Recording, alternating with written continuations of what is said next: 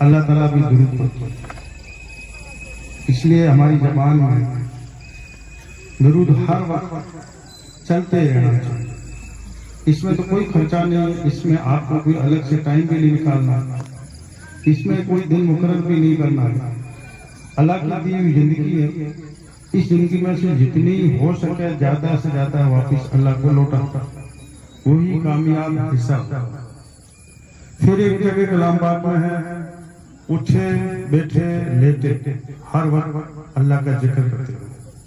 ये करने में भी आपको कोई दिन वार महीना मुकर्रर नहीं करना पड़ता, सिवाय शैतान को आपको ये करने से कोई रोकता नहीं, और शैतान से बेशक लड़ना है।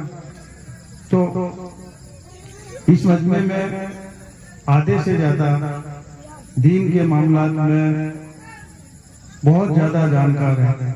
हम जानकार लोगों में नहीं आते हैं, बुजुर्गों से आलिमों से सुनी सुनाई बात इकट्ठी करके और इधर उधर कह देते हैं, कोशिश करते हैं। कुरान में एक जगह सुना था कि मुसलमानों को नसीहत किया करो, नसीहत से मुसलमानों को फायदा होगा। तो मुझे और आप सबको नसीहत करने की कोशिश करनी चाहिए। इसलिए इसमें झिझकना नहीं चाहिए कि मैं ये बात दूसरों को कैसे कहूँ। आपको लगता है कि आपके कहने से, हक बात कहने से सामने वाले को फायदा होगा तो जरूर कहना चाहिए। ये तो होगी कि जरूर वो जिक्र हमेशा किया गया, और अल्लाह की बंदगी करना हम पे फर्ज है। रसूलुल्लाह सल्लल्लाहु अलैहि वसल्लम को हुक्म मानना फर्ज, 5 फर्ज ये सारे लोग जानते हैं। फिर ऐसा क्या कारण है कि हमारी जिंदगियों में इज्जत नहीं है? हमारे लाखों करोड़ों होने के बावजूद भी हमारी राय का एक आदमी के बराबर ही कदर नहीं। इसका ये कारण है, मैं जो समझाऊं कि हमने हमारे आका का रास्ता छोड़ करके उल्टे सीधे रास्ते पर जिंदगी जीना शुरू कर दिया। हम आशा की हदीस है कि रसूलुल्लाह सल्लल्लाहु अलैहि वसल्लम की जिंदगी कुरान का नमूना थी, कुरान रसूलुल्लाह सल्लल्लाहु अलैहि वसल्लम की जिंदगी का नमूना। हम ना तो कुरान के बारे में फिक्र करते हैं, ना नबी सल्लल्लाहु अलैहि वसल्लम की जिंदगी के बारे में फिक्र करते हैं। हर चीज में हम दुनिया के स्पेशलिस्ट आदमी से राय लेते हैं। बीमार होते हैं डॉक्टर के पास जाते हैं, आपको दरवाजे बनाने या सुथार को लाओ, लाइट ठीक करानी है मिस्त्री को लाओ। लेकिन दीन के मामले में हर आदमी को इतनी बड़ी गलतफहमी है कि मैं जो करता हूँ ठीक है, मुझे इसमें और कुछ करने की जरूरत है। इस नजरिए को बदलो।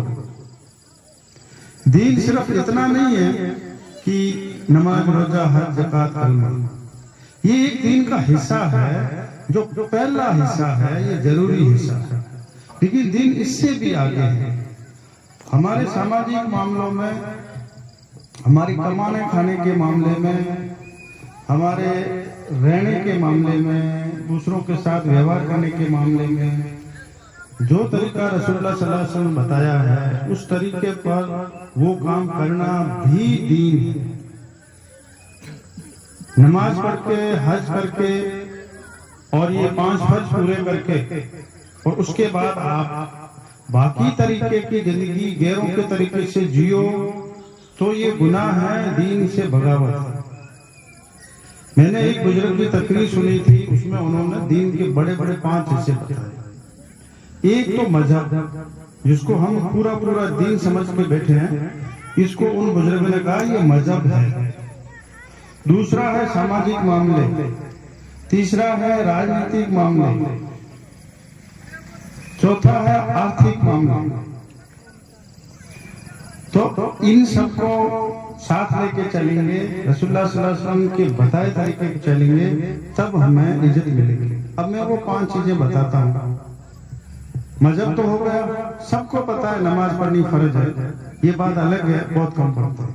अल्लाह हम सबको नमाजी बनाए।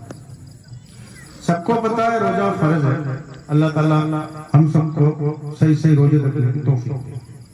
हज पैसा है तो करना है, और कलमा है, ज़कात है, ये तो करना है।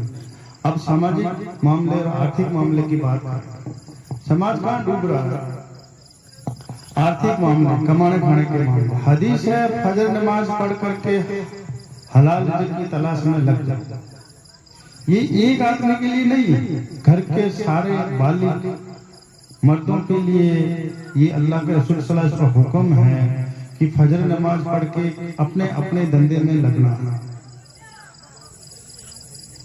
अब हम ये प्रोग्राम करते हैं, करने चाहिए, लेकिन सुबह 9, 10, 11, 12 बजे उठते हैं तो इस प्रोग्राम का वो फायदा नहीं मिला जो मिलना चाहिए।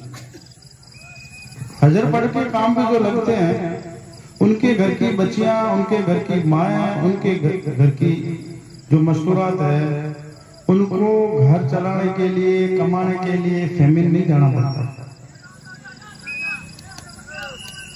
हम पर फर्ज है हमारी माँ बहनों का पेट भरना, और हो ही रहा है। जोधपुर शहर में देख लो, गांव में देख लो, राजस्थान में देख लो, हमारी ही माँ बहनें सड़कों पर रोजी कमाती हुई दिखती है। हद तो तब हो जाती है जब लगभग हर शहर के घर में झाड़ू पोछा करने के लिए हमारी कोई न कोई बहन रहती है। हम इस हदीस पर अमल नहीं करते हैं कि फजर पढ़ करके हलाल रिज़्क़ की तलाश में लग जाए। इस एक हदीस को छोड़ने से हमारे पूरे दिन का निजाम बिगड़ जाता है, कौम बिगड़ जाती है, इज्जत खत्म हो जाती है। बच्चियों को गैरों के घर पे झाड़ू पोछा करके परिवार का खर्च चलाना। कलाम पाक में है कि फिजूल खर्ची करने वाला शैतान का भाई है। ये दोनों जुड़ी हुई चीजें। मैं आर्थिक मामलों के बारे में बता रहा, दीन में क्या क्या शामिल है उस बात को बता रहा। मजहब के अलावा, इबादत के अलावा दीन में खाना कमाना भी शामिल है। ये दीन इब्राहिम का हिस्सा है। अगर इसमें आप दीन पर नहीं चलोगे तो बरकतें नहीं आएगी। इसलिए हर किसी को फजर पढ़ के ना धो के खेती, पढ़ाई, मजदूरी, ठेकेदारी, नौकरी, जो कुछ भी आदमी करता है उसकी शुरुआत दिन उठते ही करता है। जो आदमी 11 बजे धंधे पे जाएगा उसको कोई धंधा नहीं मिलता है, क्योंकि सुबह 8 बजे तक दुनिया के लगभग सारे धंधे किसी न किसी के हाथ में चले जाते हैं। आपको कोई धंधा नहीं मिलेगा। किसी को जल्दी टैक्सी पकड़ के दूसरे शहर जाना है तो वो 11 बजे वाले की टैक्सी का इंतजार नहीं करते। वो जो जल्दी मिलेगा, चाहे कोई हो, उसकी गाड़ी लेके चला जाएगा। किसी भी तरीके का काम 11-12 बजे जो शुरू करना चाहेगा उसको कोई काम नहीं मिलेगा। और हमारे भाइयों की हालत ये है कि 9-10 बजे उठना, 11-12 बजे कोई काम ढूंढना, कोई काम नहीं मिलता है। जवान लोग घरों में पड़े रहते हैं, उनके बूढ़े माँ बाप फिर मरते क्या नहीं करते, कुछ धंधा करके पेट पालते। हम रसूलुल्लाह सल्लल्लाहु अलैहि वसल्लम के हुक्म पर नहीं चल रहे हैं कमाने में, खाने में, इसलिए कौम में गुर्बत ज्यादा है। और एक हदीस है, गुर्बत इंसान को कुफ्र के दरवाजे तक ले जाता है। मरता क्या नहीं करता, कोई भूख मर रहा है, उसको आप कहो कि ये मत करना, ये मत करना, उसकी तो जान निकल रही। इसलिए भाइयों, अपने साथ धोखा मत करो, अपनी मर्जी का दीन मत बनाओ। छोटे से छोटी चीज के बारे में आप मालूम करो, किसी जानकार से मालूम करो कि इसमें मुझे कैसे जिंदगी जीनी है। तो एक तो ये हुआ, जल्दी उठ के सब काम पे लग जाओ और फिजूल खर्ची मत करो। फिजूल खर्ची, बच्चा पैदा होता है तब अकीके का रिवाज है, ये ना फर्ज है ना सुन्नत है, मुस्तहब है, करना चाहिए। बच्चे के 2 बकरे, बच्ची का 1। बेहतरीन तरीका है बकरीद की तरह गोश्त बांटना। हमने क्या किया है, उस 2 बकरे के साथ में 10 बकरे मिलाते हैं, मिठाइयाँ करते हैं, पूरे खानदान को बुलाते हैं, गाँव को बुलाते हैं, कर्जा लेके खर्चा करते हैं, कपड़े लेते देते हैं। हद तो तब हो गई, अब न्योतरा लेना शुरू कर दिया। लिखते हैं, उसको रजिस्टर करते हैं। अब उससे आगे बढ़ो, खतने पर कोई खर्चा नहीं, शादी से भी ज्यादा खर्चा करते हैं, न्योतरा लेना शुरू कर दिया है, कपड़ों का लेन देन होता है। आप सोचो, आपके प्रोग्राम से कौम के कितने लोगों के एक दिन खराब हुए। 250 आदमी आए, मतलब 250 लोग उस दिन मजदूरी पे नहीं जा पाए। और आपने अगर कर्जा लेके ये खर्चा किया है तो फिर तो ये गुनाह ही गुनाह है, ये फिजूल खर्ची। वो पहले वाले फिजूल खर्ची अब शादी पे आ गया, कर्जा लेके खर्चा करते, न्योतरा लेते, फिर वो आदमी पूरी उम्र हर हफ्ते लगभग एवरेज किसी का न्योतरा देने के लिए जाता रहता है। तो ये जिंदगी इसके लिए अल्लाह ने नहीं दी थी कि न्योतरे लेते देते रहो आते जाते रहो। हदीस तो ये है जितना घर में हो आसानी से कर लो, नहीं हो तो चलेगा, लेकिन जो कुछ भी करो उसमें ऐसा मत करो कि पूरी कौम उसमें लटक जाए। ये फिजूल खर्ची, वक्त की भी फिजूल खर्ची है, पैसे की भी फिजूल खर्ची है। और 99% लोग शादियां कर्जा लेके करते हैं। मैंने 1% छोड़ा है, भरोसा नहीं हो रहा है कि वो एक में कौन कौन आता है। मैं तो नहीं हूं उसमें कम से कम, मतलब मुझे अगर बड़ा खाना करना पड़े तो मेरे पास इतने पैसे नहीं है कि आप इतना बड़ा खर्चा करो, तो 99 में एक छोड़ देता हूँ। जब जो कौम 99% ब्याज लेकर के बच्चे की शादी करती है, रसूलुल्लाह सल्लल्लाहु अलैहि वसल्लम की दीन में ऐसा कहीं नहीं है। ये फिजूल खर्ची है, शैतान का भाई होने के बराबर है। कुछ शक चीजें होती है कहनी चाहिए, वरना आप लोगों को पता कैसे चलेगा। कोकण मदरसे का फतवा है न्योतरा गुनाह है ब्याज से बदतर, लिखित में फतवा। ये जो हम न्योतरे को इस्लाम से भी ऊंचा समझ के बैठे हैं कि इसके बगैर निकाह ही नहीं होता है, ये बदतरीन रिवाज है, ब्याज से ज्यादा गुनाह है। इसको बंद, बच्चे की शादी ऐसे करो कि उस फंक्शन में आपको कर्जा नहीं लेना पड़े, और उस फंक्शन में कर्जा नहीं लिया तो उस फंक्शन की वजह से दूसरे दिन कर्जा नहीं लेना पड़े, ऐसी शादी। नहीं तो फिर रसूलुल्लाह सल्लल्लाहु अलैहि वसल्लम के दीन पे आप नहीं चलते। इस मामले में हज पे आ जाओ, उम्रे पे आ जाओ, वापिस आओ तो खाने करते हो। हज के बारे में तो ये है, आओ सीधे कब्रिस्तान जाओ, दुआ करो उनके लिए मगफिरत की, वापिस आओ, कोई मिलने आवे चाय पिलाओ खाना खिलाओ, कोई फायदा है। लेकिन उस प्रोग्राम को पोस्टपोन करते हो, रोकते हो, महीना 2 महीना 15 दिन बाद थोड़े नोरे करके भाइयों को एक करके कर्जा लेके हज की खैरात करते हो। इसका रसूलुल्लाह सल्लल्लाहु अलैहि वसल्लम के दीन से कोई लेना देना नहीं। ये फिजूल खर्ची है, और फिजूल खर्ची करने वाला शैतान का भाई। तो हज को हमने महंगी की, उम्रे को महंगा किया, पैदाइश को महंगी की, शादी को महंगा किया, खतने को महंगा किया, अकी उसको अब आ जाओ मौत। मौत की तो हमने इतनी कीमत कर रखी है कि जिसके घर में बंदा जाता है कई जगहों पर उसकी औलादों की हालत खराब रहती है।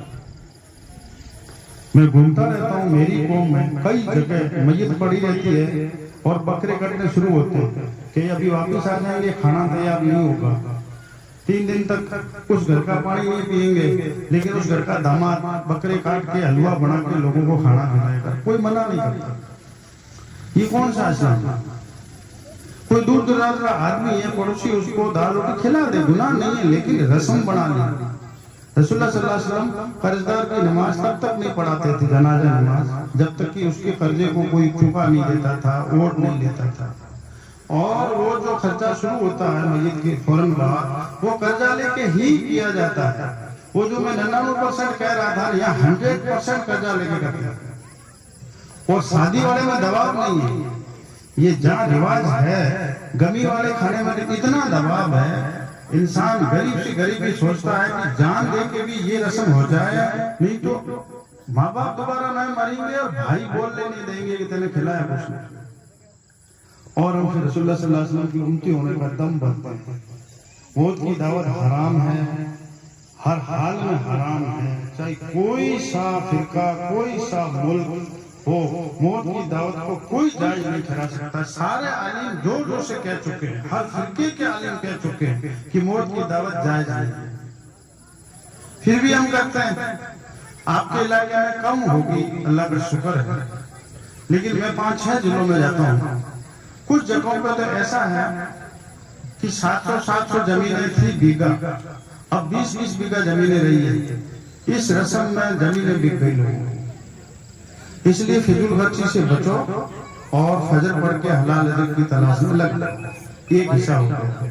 पहले वो इबादत का हिस्सा हो गया, अब साफ सफाई का हिस्सा। लोग हमसे आज के जमाने में इतनी नफरत करते हैं कि गैर मुस्लिम भाइयों ने हमारे घर का खाना बंद कर दिया, हमारी शादियों का उन्होंने खाना बंद कर दिया।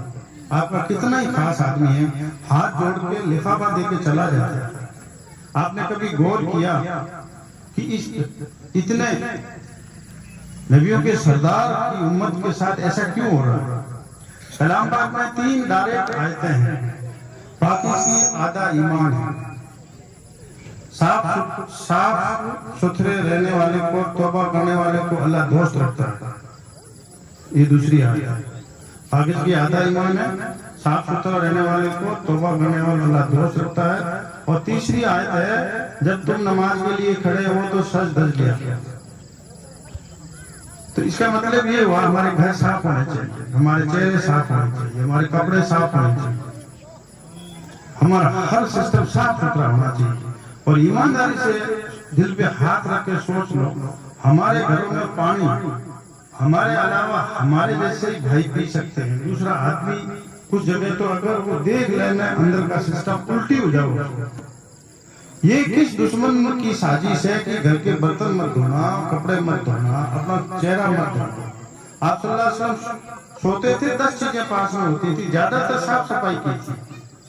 मिसवाक होता था, पानी होता था, सुरमेदानी होती थी, तेल होती थी, कंघा होता था। इतनी तरकीब देने के बावजूद हमारे भाइयों के लिबास, चेहरे साफ सुथरे थे। ये दीन का हिस्सा। जब कलाम पाक में आ गया तो दीन का हिस्सा हुआ कोई हुआ।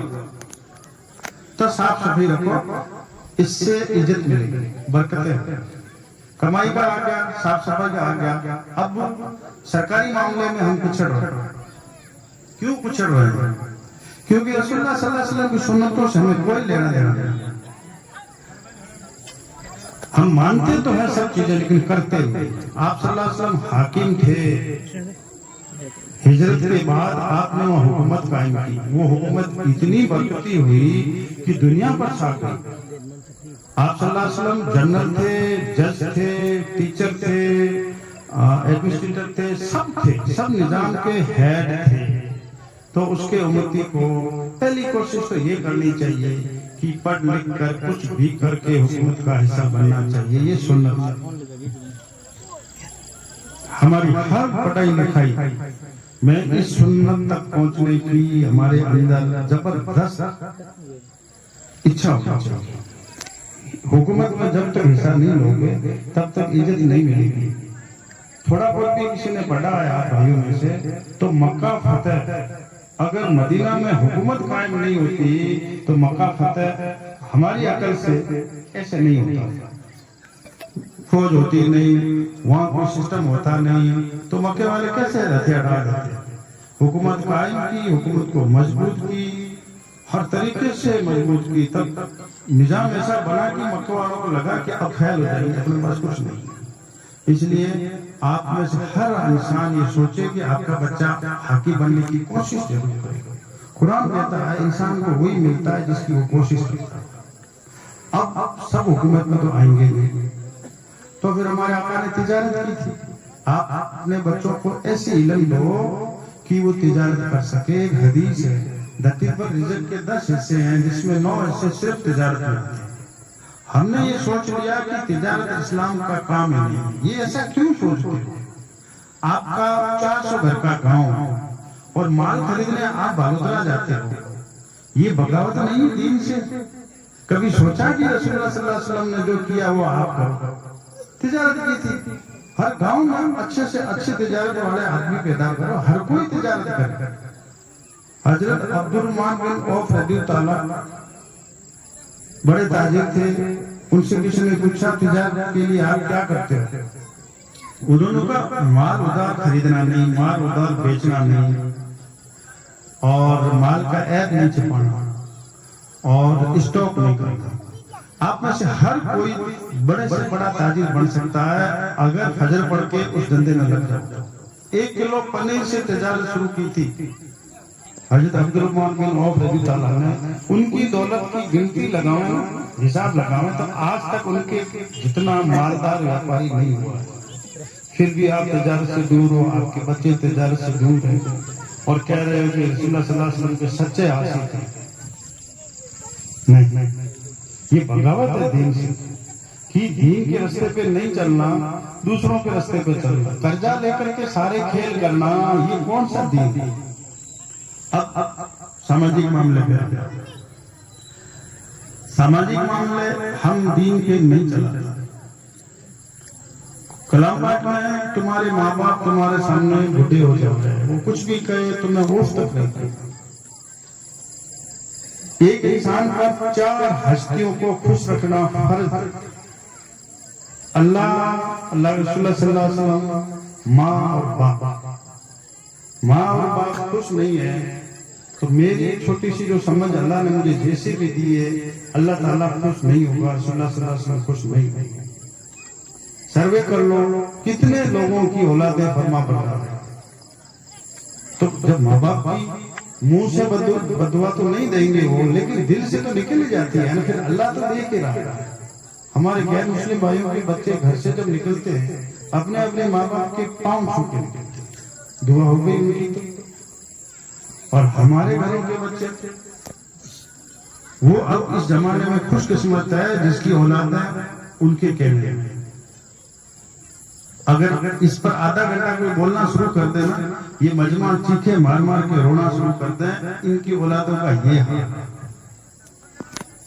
कसूरवार तो खुद है, क्योंकि बचपन में उन्होंने उनको ऐसे बड़ा किया। लेकिन अब तो सुधरो। फिर कुरान की आयत, अल्लाह को जायज कामों में सबसे ज्यादा नापसंद तलाक। कई जगहों पर जाहिलियत थी तब तलाक नहीं था। अल्लाह जाने क्या कारण है, जहां जहां दीन ज्यादा आया है वहां वहां तलाक बहुत हो गया। पहले ये कहते थे एक बार निकाह हो गया, हमारी रही कि वो छोड़ेंगे नहीं, नाराज है माँ बाप जाके बैठ जाएंगे। अब तो पता नहीं क्या बात बात हो तलाक। उन्होंने ये सीख लिया कि इस्लाम में तलाक जायज है, पर ये नहीं समझा कि जायज है लेकिन अल्लाह को नापसंद है। मतलब जब बहुत मुश्किल मामला हो जाए तब जाके मुश्किल से कोई गुंजाइश है, वरना तलाक अल्लाह को नापसंद। पड़ोसियों के बारे में हदीस है, जिसका पड़ोसी परेशान है अल्लाह की उस पर लानत। पड़ोसी की डेफिनेशन में 3 लोग आते हैं, घर का पड़ोसी, कारोबार का पड़ोसी, सफर का पड़ोसी। मतलब ये हुआ कि एक इंसान दूसरे इंसान के 3 मौकों पे ही कांटेक्ट में आता है। हमें हर इंसान को आसानी देनी है, हमारी वजह से कोई इंसान परेशान नहीं हो। ये इस्लाम है, ये रसूलुल्लाह सल्लल्लाहु अलैहि वसल्लम की मोहब्बत है। रिश्तेदारी के बारे में अगर यहाँ सर्वे करना शुरू कर दे, 100 में से 100% अपने रिश्तेदारों से दुखी है। हर आदमी ये मानेगा मेरी गलती नहीं है, मैं दुनिया का बहुत अच्छा आदमी हूँ, लेकिन मेरे रिश्तेदार ने मेरे साथ जुल्म किया, बड़े गलत लोग। इसका क्या कारण है? 100 लोग बैठे हो, 100 के 100 रिश्तेदारों से दुखी हो। कुरान का हुक्म है रिश्तेदारी को तोड़ो मत जोड़ो। ये है रसूलुल्लाह सल्लल्लाहु अलैहि वसल्लम का दीन, ये है दीन इब्राहिम। सिर्फ नमाज पढ़ना ही दीन पूरा नहीं है, वो जरूरी हिस्सा है दीन का, पहला हिस्सा है। लेकिन अगर आप रिश्तेदारियां तोड़ते हो बात बात पर, कलाम पाक मना करता है, कलाम पाक में अल्लाह का हुक्म है, रसूलुल्लाह सल्लल्लाहु अलैहि वसल्लम का हुक्म है उसके बाद, तो फिर इस्लाम के हम कहाँ हुए? हम रसूलुल्लाह सल्लल्लाहु अलैहि वसल्लम के दीन पे कहाँ? माफ करो, कुरान में लिखा है माफ करना तुम्हारे लिए बेहतर है। हमारी बस्तियों में एक 20 घर है, 4-5 ग्रुप होते हैं, एक रिश्तेदार दूसरे रिश्तेदार से बात नहीं करता, छोटी छोटी बातों पर। इसलिए ये जरूरी है। हुकूमत का हो गया, अब आ गया तालीम का। रसूलुल्लाह सल्लल्लाहु अलैहि वसल्लम नबूवत का ऐलान किया, मक्के में 15 लोग पढ़े लिखे थे, और फिर 10 साल बाद 100% लोग पढ़े लिखे हो गए। ये तो अरबी की बात है। पड़ोस का एक मुल्क था, वहाँ हिब्रू भाषा चलती थी, यहूदियों का मुल्क था। फिर जब देश बन गया तो कागज पत्थर आते जाते रहते थे, वो लोग हिब्रू में कागज लिखते थे। तो आपने एक साहबी को हुक्म दिया कि आप हिब्रू सीखो। उन्होंने 15 दिन में हिब्रू सीखी। मतलब इंटरनेशनल लैंग्वेज सीखना सुन्नत है। कैदियों को कहा तुम 10-10 लोगों को पढ़ा दो, आप आजाद हो जाओ। कोई तरीका नहीं छोड़ा जिससे पढ़ाई लिखाई बढ़े। तो बहुत ज्यादा देर हो गई है, बातें तो इतनी है करने की कि रात पूरी गुजर जाए, पर अल्लाह का वास्ता है, टाइम आने वाला खराब है। अपने बच्चों से दुश्मनी मत करो। अगर आप अपने बच्चों की ऐसी परवरिश कर रहे हो जिससे आपका बच्चा सिर्फ गरीब बने, सिर्फ मजदूर बने, सिर्फ लाचार बने, तो ऐसी परवरिश आप कर रहे हो तो आप उसके दुश्मन हुए, एक सजन हुए। आप ऐसी परवरिश करो कि वो हाकिम बने या ताजिर बने या फिर किसी न किसी हुनर में माहिर हो। इदरीस अलैहिस्सलाम नबी थे, दर्जी का काम करते थे। दाऊद अलैहिस्सलाम नबी थे, लोहे का काम करते थे। मूसा अलैहिस्सलाम ने एवड़ चराई थी। रसूलुल्लाह सल्लल्लाहु अलैहि वसल्लम हाकिम और ताजिर थे। जब नबियों ने भी कोई न कोई हुनर करके जिंदगियां गुजारी है, तो तुम्हारे बच्चे के पास कम से कम एक ऐसा हुनर हो कि उस हुनर की वजह से लोग उसके पास आए। इतनी इज्जत तो उसको मिले, नहीं तो उसकी कीमत 300 रुपए है। मजदूर की 300 रुपए कीमत है। भेड़ बकरी की कीमत 20-25 हजार। अपने बच्चे के लिए ऐसी जिंदगी मत सोचो, उसको दीन सिखाओ और दीन पे अमल करने की चीज सिखाओ। और दीन में सिर्फ नमाज रोजा नहीं है, कमाना खाना, पड़ोसी के साथ, भाई के साथ उठना बैठना, हुकूमत के साथ के मामला वगैरह वगैरह। अल्लाह ताला हमें कहने और सुनने से ज्यादा अमल करने की तौफीक दे। तो कल सुबह से ही हर मामले में आप पता करोगे कि हमारे आका ने इस काम को करने का क्या तरीका बताया और फिर उस तरीके से करना। इंशाअल्लाह जिंदगी में इज्जत आएगी। सलाम।